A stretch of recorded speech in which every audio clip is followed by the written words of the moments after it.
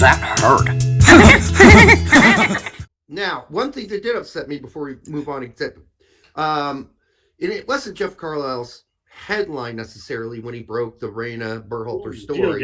Yeah. It was the blackmail implications in the article that were passed on to him through U.S. Soccer contacts that he ran with and then he deleted later, but didn't explain it and didn't put any explanation at the end of the article, no clarifying thing. He just edited the article like 25 times. It was redacted. It was edited. And he never, ever made an official comment as to why all those changes were made, why he removed the word blackmail. But then the damage had been done.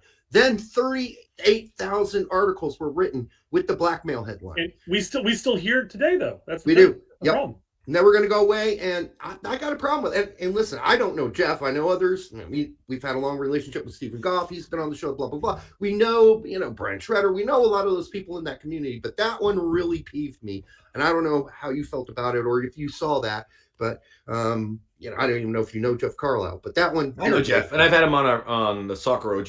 Check out the Soccer OG podcast. Yeah. You should. Make sure you guys on YouTube. Yeah. Thanks, guys. But I know Jeff pretty well, and I guess when I saw that, and I didn't go in too deep, but I kind of missed how it extrapolated. But I felt a little bad because that's very delicate information, and it's I think we've all. Well, no, I'm not gonna speak for everyone, but I've even been there. Where you put something out there, like I don't know if that's that is accurate, and you want things to be accurate, and you want things not to lead you down a rabbit hole by any means. But Derek, I can understand it.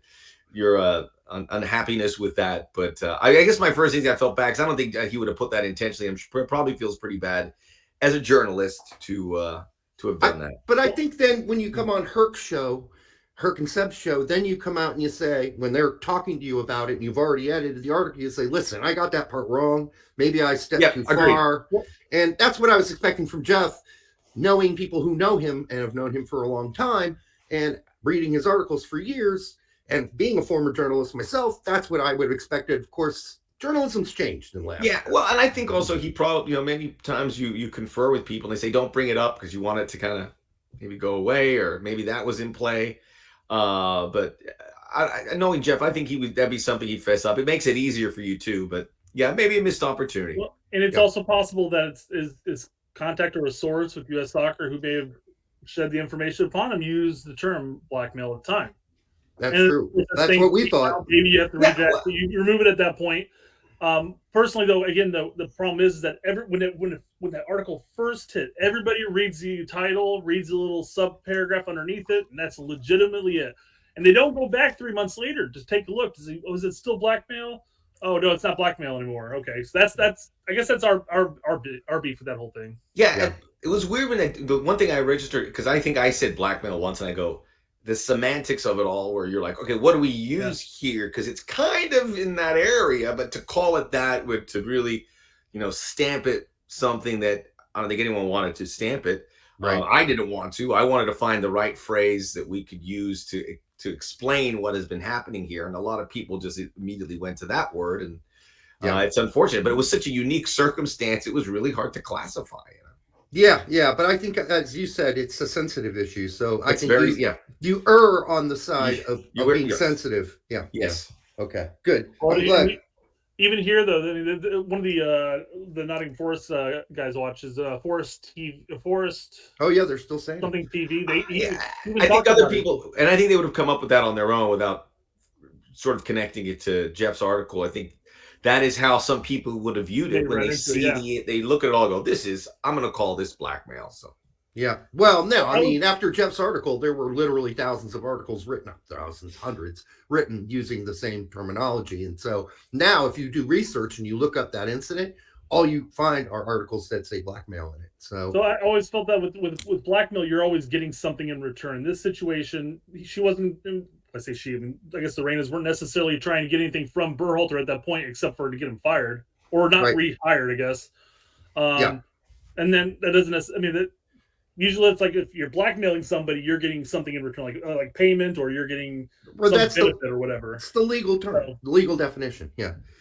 All right. Sorry, we got off. What is the right legal term for that? Was it? What is it? Wasn't it a Sean Connery movie? Was it? What you call? No, never mind. Okay, I can't. It might come to me. If Brett doesn't know, Entrapment. Entrapment. Yes. Thank you. I can even think of Catherine Zeta-Jones too. I'm like, Catherine, you know what they call this? This is entrapment. You're not gonna get away with it. That's pretty good. Yes. Brett does a pretty good one too. in my day, all we had was a jetpack. Yeah. We only have about 5 more years of Sean Connery impressions before people won't remember who he is, which is very unfortunate. They've already tried to cancel him after he died, though. That was a problem. Yeah, well, that's because he said he needed to slap a bitch sometimes. When I was younger, I'd watch older movies, but I don't think younger people watch older movies now. Or listen to older music. And I'm not saying it's an issue, but that's just the way the world has been. So they're not pulling up The Untouchables or some of the old James Bond movies. It's kind of probably not. Yeah, you're right. It's in the past. The people who are young, who do listen to old music are like, holy crap, music used to be awesome. They're missing out. I go, why don't you listen to my B-sides on Marshall Tucker Band? I'm going to blow your top off. Some great music back then. Classic rock, heavy metal. I wouldn't have gone to Marshall. Uh-oh. Here we go. Okay. We hope you enjoyed that clip. Make sure you like and subscribe to the Straight Red Car. That hurt.